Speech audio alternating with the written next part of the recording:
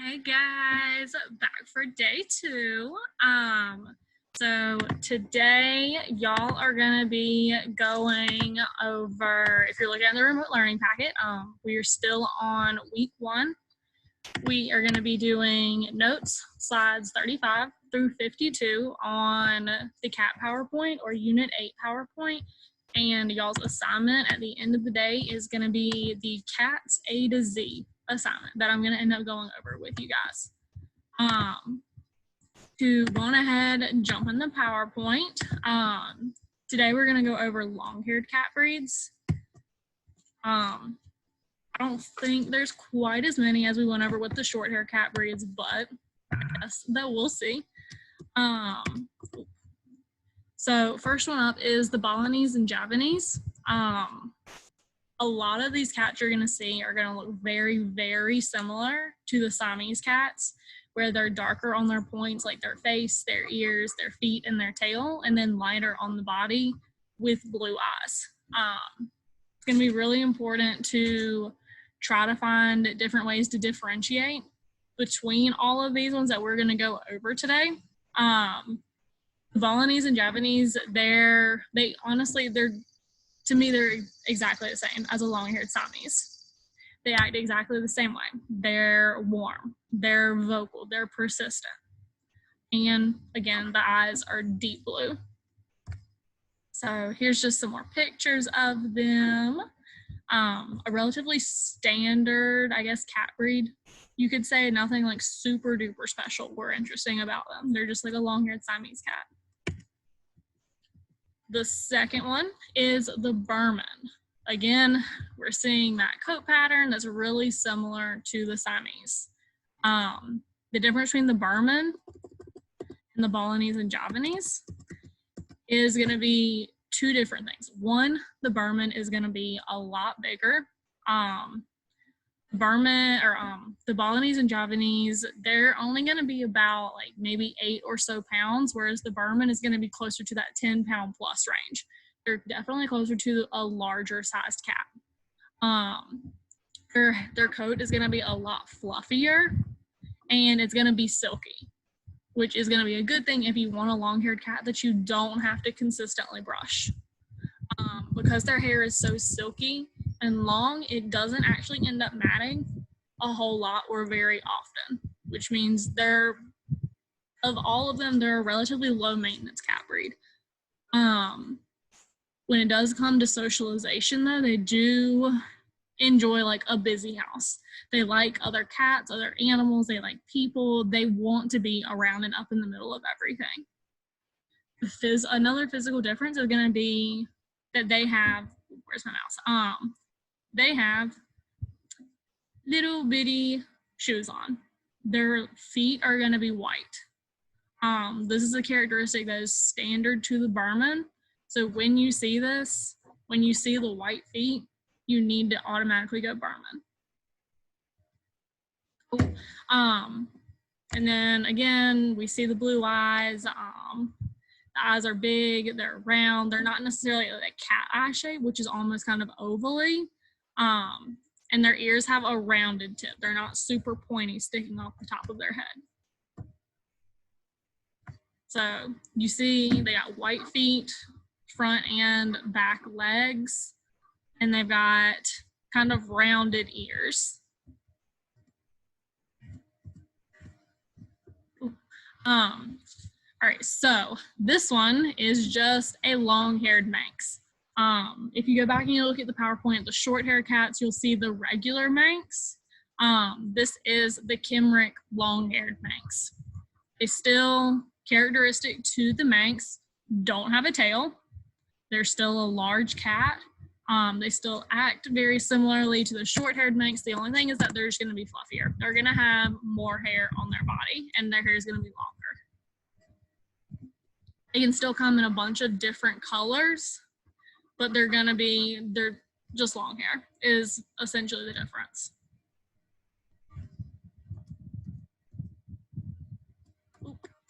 The Himalayan and the Cashmere. This cat came across by crossing a Siamese which of course, look at the coloration, look at the color pattern. Like, of course, that cat came from a Siamese. The Persian, which we are going to get into in a couple of slides, the characteristic thing about a Persian that they gave to the Himalayan cashmere is that the Persian has a very squished in nose. Kind of like when you think of like a pug or a bulldog, how they don't really have much of a muzzle. It's just all squished in. The Persian is the cat known for also having that feature, and they gave that to the Himalayan and cashmere. They're a pretty big cat. They're very fluffy, lots and lots of hair, but the coloration is going to be similar to the Siamese cats.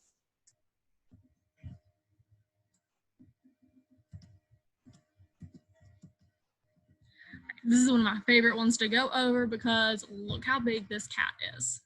The Maine Coon, they obviously Maine, a part of the United States, the Maine Coon, a part of the United States as well. So the Maine Coon is the oldest natural breed that developed and originated in North America.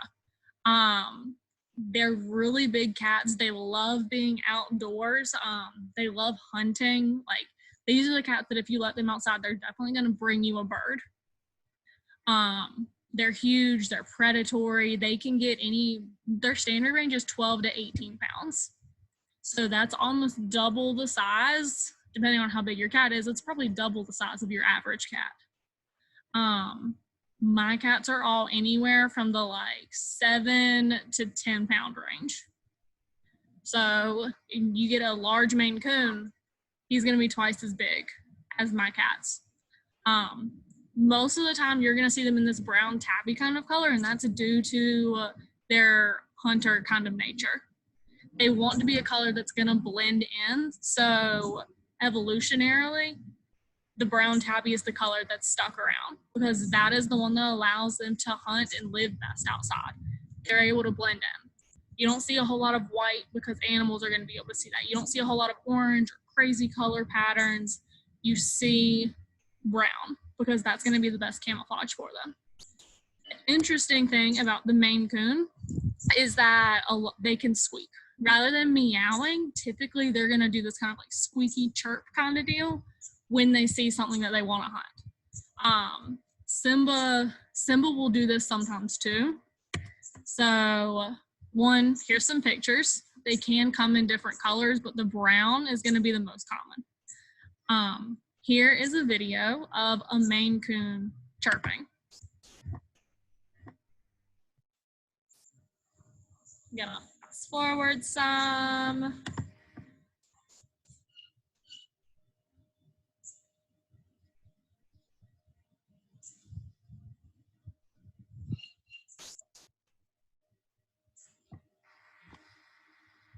So you hear the little chirp, the little squeak. That bird or that cat obviously sees something, probably a bird or a bug, that it wants to try to get. So here's the Persian. The Persian is the cat that is, well, they're very old, first and foremost, and they're one of the most popular breeds for cats out there. One of their characteristics is going to be this smushed in face. Depending on how smushed in their face is, they remind me a lot of pugs, where pugs' faces are smushed so far in that their eyes almost bulge out of their head. Some Persian cats will end up doing that. The Persians, they're a pretty big cat breed, known for having a compact body with a large head. So big head, little bitty face. So all of this right here is head. And then you got this one little area right here that's confined to strictly face. The reason they're so popular is because behaviorally, they're a very good cat. They're not known for having like crazy tendencies, for being like very active. They're pretty easygoing. They're pretty quiet cats. And they don't mind living in apartments or living with other animals. They do require daily grooming, which even though like this cat's so pretty, this is going to be a cat that you're going to have to end up brushing because they have so much hair that it will end up matting together. And that's not, when you have a cat this pretty with such pretty hair, you don't want to end up just wasting it by not grooming them and letting their coat get matted. So you can see right here, the little kitten, when they're first born, it's like their eyes are the size that they're always going to be. So their eyes are just bulging out of their head because they don't really fit in this little cranial space that they're given. They do have little rounded ears, but again, the thing you're looking for is this really squished in face. So ragdoll. Simba is, at least in part, a ragdoll. I remember when I took a college class on companion animals, that was where I first learned about the ragdoll cat, and I was like, man, that's what I want. The ragdoll cat, they originated in the 1960s, and they can come in all different kinds of colors, but the thing that you are looking for is going to be the way they act when they're held. They're big cats. They do have blue eyes, which is why I say that Simba is part ragdoll, because behaviorally he acts like a ragdoll, but he doesn't have the blue eyes that match up with a purebred ragdoll cat. Ragdolls, they're calm, they're cool, calm, collected, basically. Nothing really flusters them, but the reason they're called a ragdoll is because when you pick them up, they literally just kind of like flop over.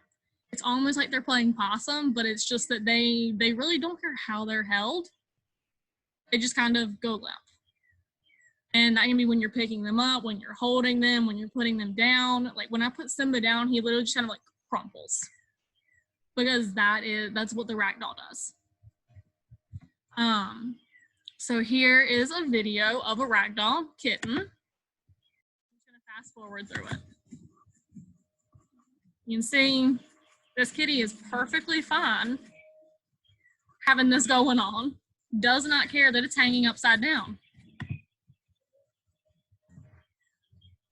Just chilling.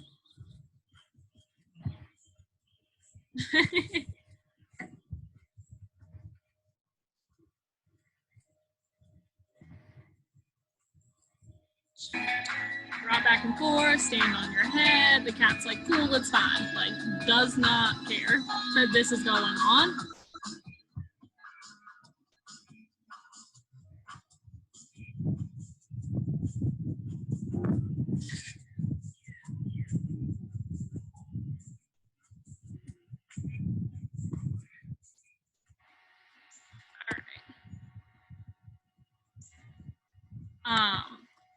So that's why they're called the ragdoll, because they do not care how they are being held. The Tiffany, these cats are not super common, all things considered, especially here in the United States. And honestly, I don't really know why that is. I just think that it's just not a very popular cat breed. If you want a purebred long-haired cat, you're probably going to go for something like a ragdoll or a Maine Coon or a Persian. No one really goes for the Tiffany. And that might just be because people don't know about it, but they're not a very common cat breed. Nothing super special about them, honestly, other than they're very, very attached to their owners. They want to be all up in your business, following you to the kitchen, following you to the bathroom, following you to bed. Like, they always want to be with you. They follow you around like a puppy. But outside of that, that's the only thing that's really, really special about them. They can come in different colors. That's about it with the Tiffany, though. So the Turkish Angora. When I see this cat, I always think of the kitten off of the Aristocats, because they're polite, they're intelligent, they enjoy things being clean, and it just reminds me of that kitten off of Aristocats. So you'll see big, fluffy, white kittens. They can have different colored eyes. It's not like where the ragdoll has to have blue eyes or the Siamese has to have blue eyes. They can have any eye color. It doesn't really, that's not really a factor in considering whether or not this is a purebred cat or not. The thing you're looking with them is going to be that they're all white and that they have long hair. And that's going to tell you that it's a Turkish Angora. So that is it for cat breeds. Flying through this unit is not near as long as the dog unit. So your assignment is going to be to make a cat's A to Z, we're going to call it a book in quotations, because I have a template that you can use if you want to use the template, and the template is going to be on a Google Doc where you just fill in the little boxes that I give you, or you can do a PowerPoint, and you can do A is one side, B is one side, C is one side, so on and so forth. You have to find one cat breed starting with each letter of the alphabet. So A to Z. You have one cat that starts with an A, one cat that starts with a B, one cat that starts with a C, all the way to Z.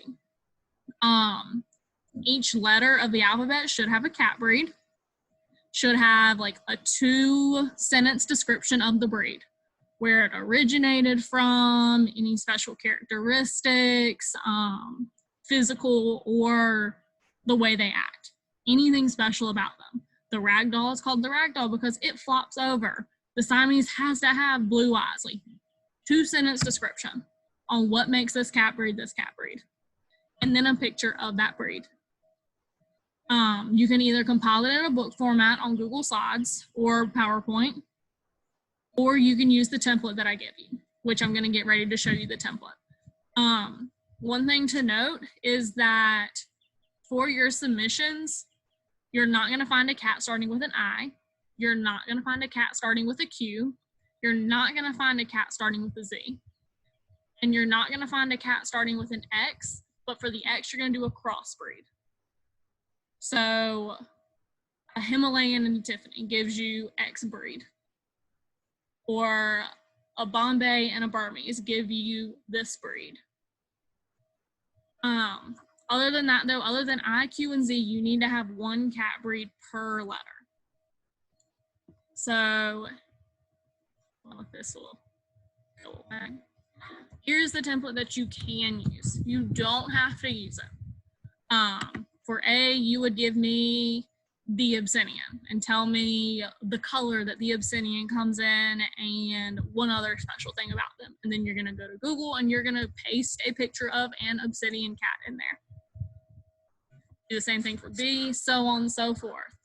If you use the template, I took out H, I, J. There is no I here. I took out the Q and I took out the Z. But you do still have the X for a crossbreed. But I gave you those instructions right up there. So that is it. Next class, we will go over selecting a breed. And y'all will have another assignment to go along with that. Every day, though, from like 1 to 1:30, I'm going to be doing Zoom lunches. If y'all want to jump in on that, stop in, say hi, ask a question, like whatever it is. I miss seeing you guys, and I hope that we can get back soon. Let me know if y'all have any questions, but thank you to all of you guys so far that have been submitting work. I am grateful to you, and hopefully I will get to see you guys soon.